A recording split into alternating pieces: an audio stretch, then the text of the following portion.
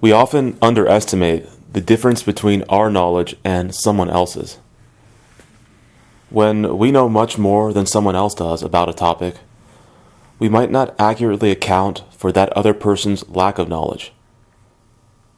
We're swayed heavily by how much we know, and to some extent, we have a tendency to think that the other person shares our knowledge. We often think he knows more than he does. Sales agents who know the most about their product often have the worst understanding of how little a client knows about it.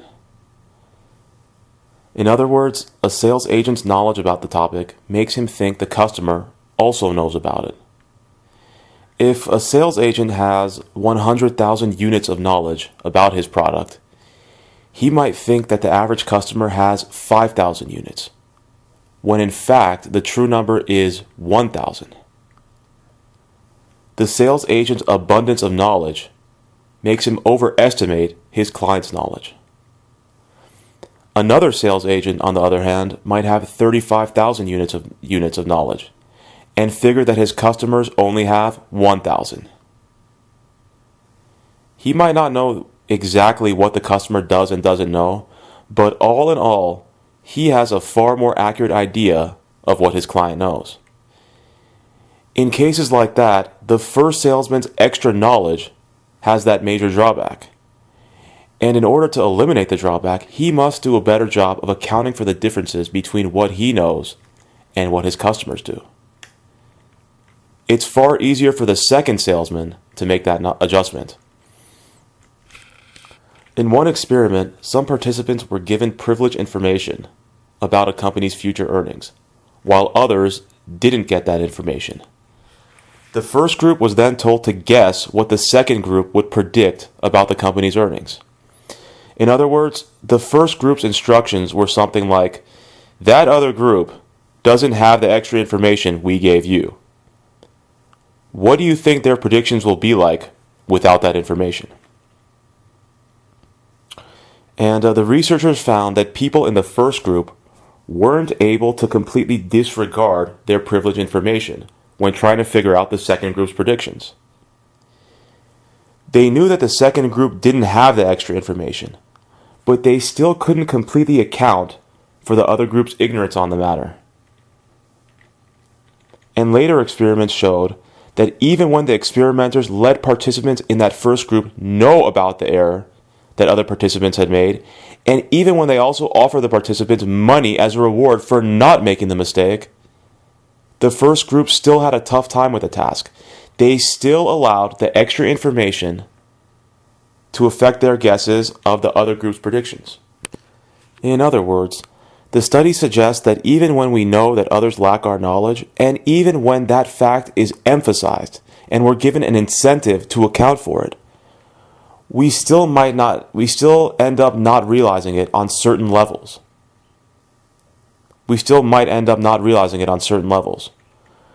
We know it in a certain sense, but in other ways, we only partially know it. Studies like that don't necessarily prove much, but I do feel they suggest a basic idea that has a lot of validity. We often base our views of others too much on our own example. And in some cases, it can be very difficult to really escape that tendency and look very far outside of our example. According to Thomas Gilovich, Victoria Husted-Medvec, and Kenneth Savitsky, people are typically quite aware of their own internal states and tend to focus on them rather intently when they are strong. To be sure, people recognize that others are not privy to the same information as they are, and they attempt to adjust for this fact when trying to anticipate another's perspective. Nevertheless, it can be hard to get beyond one's own perspective, even when one knows that it is necessary to do so. The adjustment that one makes from the anchor of one's own internal experience is likely to be insufficient. Many other studies point in similar directions. When one person taps out a very well-known song and another person listens, the first person usually thinks it's somewhat obvious, what song he's tapping, and he figures the second person has a decent chance of figuring it out. And yet, about 98% of the time, the second person doesn't know what song is being tapped. In other words, when a person taps out a song like Happy Birthday to another person, the first person thinks there's a pretty good chance the second person will eventually hear Happy Birthday in the taps, even though he probably won't. When someone watches a funny video, and then afterwards he's asked about what his facial expressions were like while he was watching the video, he usually thinks those expressions really showed how he was feeling. But most of the time, that's far from being the case. To outside observers, his face is far less expressive than he thinks it was. And when the person is shown a hidden camera recording of himself watching the funny video, he also usually says that he showed less emotion than he thought he had shown. As in, I thought I showed 10 units of emotion, but other people are saying I showed 5. And now that I see myself on camera, it really does look like I only showed 5.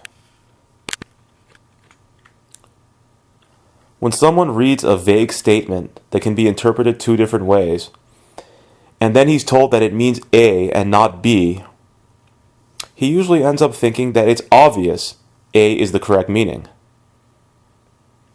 It seems more obvious to him than it really is.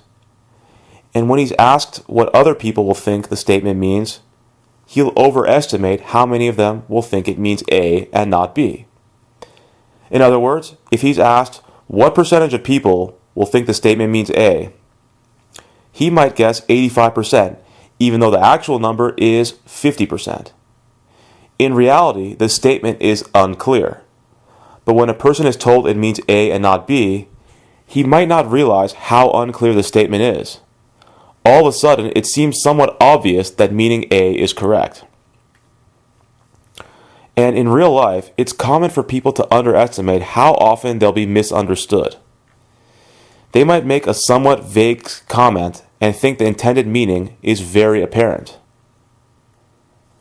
People also sometimes make somewhat obscure references, but are under the impression that they're not so obscure. Or when people debate, they often have a tough time really understanding how and why someone else's views differ from their own. And when they present their arguments, they often overestimate how persuasive they'll be. All of these cases, the sales agents, extra information about a stock, tapping, facial expressions, vague statements, obscure references, and debates, show how it can often be difficult for us to look outside of our own knowledge, perception, belief system, ideas, states, etc., and how we frequently underestimate the difficulty of doing so. But in order to understand others, it's important to realize that we're like this, and it's also important to realize that others are also the same way.